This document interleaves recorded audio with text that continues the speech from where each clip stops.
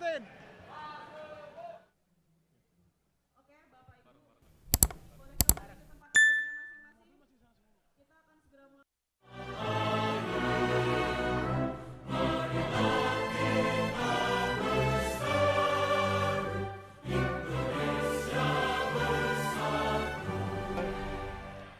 mohon maaf apabila ada terdapat hal-hal yang kurang berkenan pada kesempatan debat pertama malam hari. Debat perdana Capres pada Selasa malam diwarnai perdebatan panas antara Capres nomor urut 1 Anies Baswedan dan Capres nomor urut 2 Prabowo Subianto, hingga keduanya buka-bukaan terkait Pilgub DKI hingga oposisi. Debat panas itu tersaji saat moderator bertanya kepada Anies terkait kebijakan untuk pembenahan tata kelola partai politik. Anies pun menegaskan bahwa rakyat tidak percaya dengan proses demokrasi di pemerintahan saat ini, karena rakyat tidak bebas berpendapat. Selain itu, oposisi juga kerap dibungkam saat mengkritik pemerintah, serta proses pemilu yang diduga tidak jujur dan adil. Menanggapi pernyataan Anies itu, Prabowo dengan tegas membantah bahwa rezim saat ini dinilai diktator.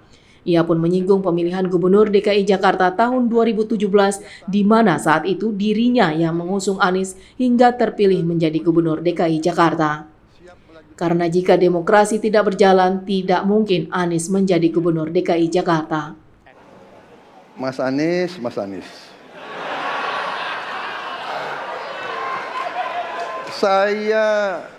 Saya berpendapat Mas Anies ini agak berlebihan. Mas Anies mengeluh tentang demokrasi ini dan itu dan ini. Mas Anies dipilih jadi Gubernur DKI menghadapi pemerintah yang berkuasa. Saya yang mengusung Bapak.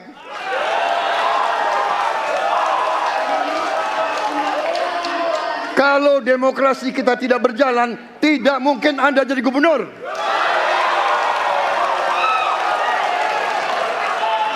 Kalau Jokowi diktator, Anda tidak mungkin jadi gubernur. Saya waktu itu oposisi, Mas Anies. Anda ke rumah saya, kita oposisi, Anda terpilih. Waktu habis, Bapak.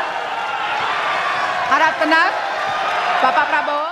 Membantah pernyataan Prabowo, Anies kemudian menyinggung bahwa Prabowo tidak tahan menjadi oposisi yang berlawanan dengan penguasa saat itu. Anies pun menyebut bahwa Prabowo sempat mengatakan bahwa tidak tahan menjadi oposisi karena tidak dapat berbisnis dan berusaha.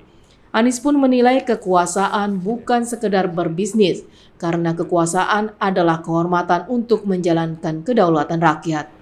Ketika kita menghadapi sebuah proses demokrasi, di situ ada pemerintah dan ada oposisi.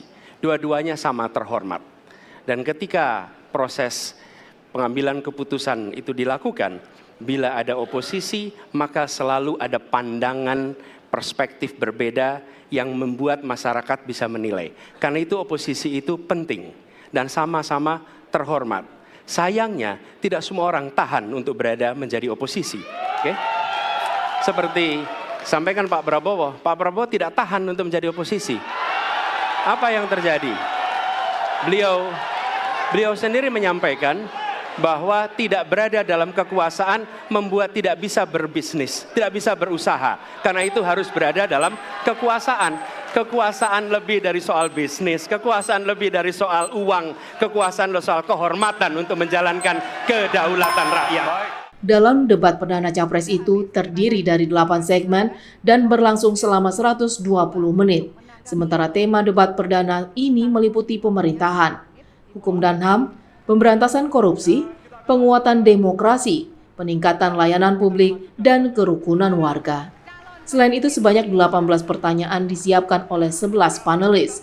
Selanjutnya, debat yang kedua untuk Cawapres akan digelar pada 22 Desember, debat ketiga Capres pada 7 Januari 2024, debat keempat untuk Cawapres 14 Januari 2024, dan debat kelima untuk Capres pada 4 Februari 2024.